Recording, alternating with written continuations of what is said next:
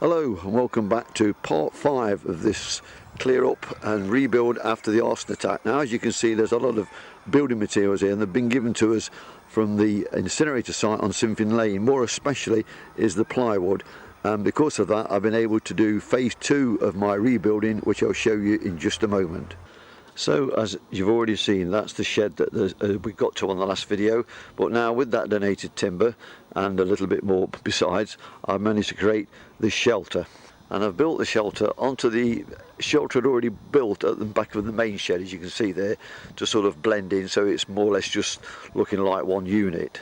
I put a couple of windows in the side there because it does get dark as you move along the shelter, and the one at the end, you'll see the reason why I put that in just a moment. So as well as creating the shelter, it has been rumoured now that I'm not going to get the tool shed from B&Q that I was promised. So what I've done at the back of the shelter is built a tool shed in the shelter, as you can see, and this is as good as a tool shed.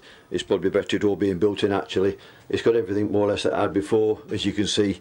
A good store for tools, and tools in the little boxes, the garden tools there at one side, and as I had before, a space to put my battery and inverter that gives me electricity in the on the allotment plot for my lawnmower, radio and numerous other things. So there we go. This is phase 2.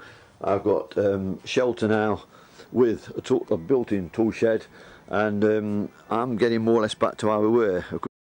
So the only thing missing now that I did have is the greenhouse with some water butts at the back. So whether I do get that from B&Q, time will tell, but the year's moving on anyway, not in any rush for that now because it's getting towards autumn. So probably if I get one or not from B&Q or from someone else or somewhere else, I will think now it'll be next year anyway. Anyway, we'll leave it there for now.